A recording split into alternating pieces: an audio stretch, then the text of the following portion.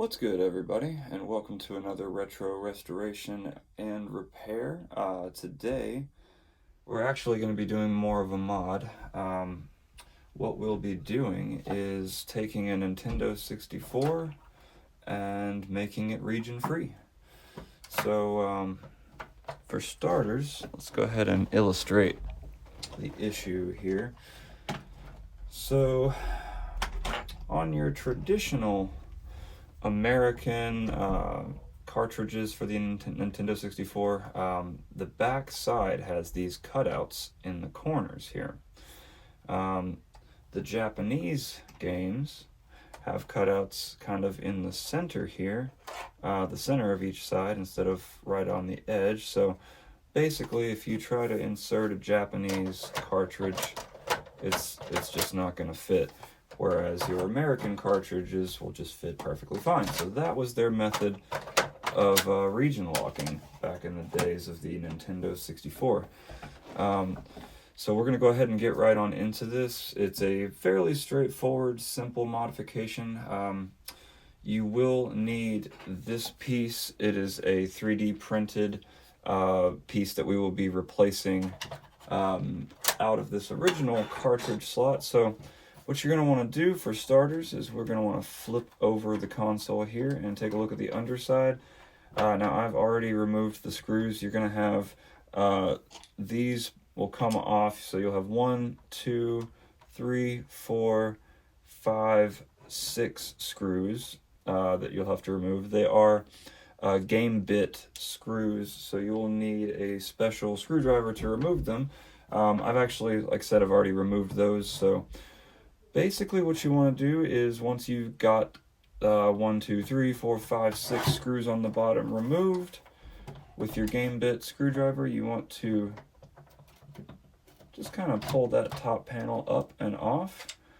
And now what we are interested in, we can actually just take this bottom portion and set it over to the side for right now. What we are interested in is this top panel here, and more specifically what we're interested in is this plastic piece. There are 2 Phillips head screws that are holding this in.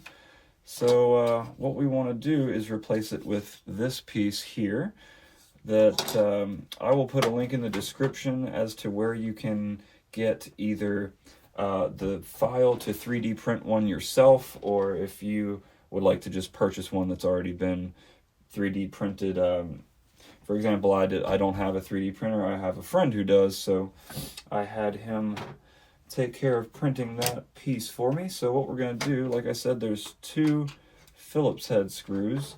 We just want to remove those. This is actually one of the simplest mods I think I've ever done on a console. It's so very, very straightforward. You have a total of 8 screws.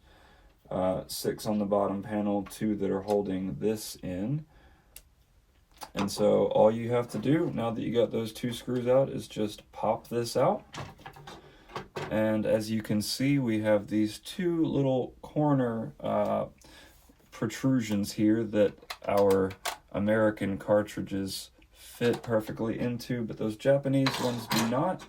Well, our new piece here has no corner protrusions, so any cartridge can fit in there perfectly fine. What you want to do is you want to line up this cutout here with this little piece that sticks up here. Just kind of line that up like so and slide it into place. And then you want to take those 2 Phillips head screws and replace those on either side.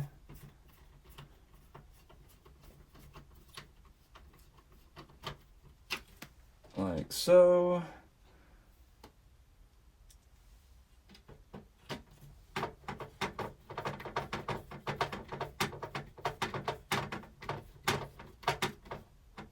All right, and now we've got what we need here, so we can take our bottom portion and reattach this upper part like so. Ease that on down, flip it over, and we're just going to replace those 1, 2, 3, 4, 5, 6 game bit screws. Like I said, the two in the front corners here come in these plastic pieces. You don't really want to lose those because they kind of help to stabilize the console. So we're just going to go ahead and put all of these screws back in and test everything out. Alright, and that is our final screw.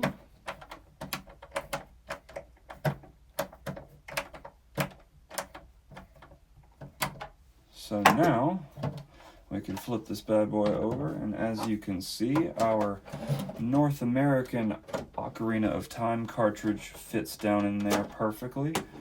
But so does this Japanese import. In my case, I'm using Super Robot Spirits, which is a Gundam N64 game.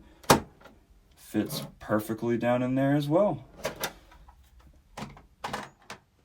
Alright, and so now we are going to be testing our finished product. So just as a control, I'm going to pop in Ocarina of Time. And as you can see, it is booting up perfectly fine, obviously. So now, as I was saying, there are several games that you'd want to do this for. There are region lock games like Super Robot Spirit. There are also versions of games such as Super Smash Bros. That are far cheaper to get Japanese versions versus the English counterpart. So just to kind of run a test here, yep. So now if you want to play some Smash Bros. 64 in Japanese with the bros, now you're able. And like I said, one of the simplest mods I've ever done. Absolutely not a difficult process whatsoever, and the payoff is pretty legit. So thanks everybody for watching. Don't forget to hit that like button, comment down below what you thought, subscribe, and also hit that notification bell so you know whenever I drop new videos. Yeah, so I hope you guys enjoyed this. I've definitely got a few more coming pretty soon. This was definitely the simplest one, but we'll be doing a little bit more intricate stuff in the future here. So yeah, thanks for watching, and we'll see you on the next video.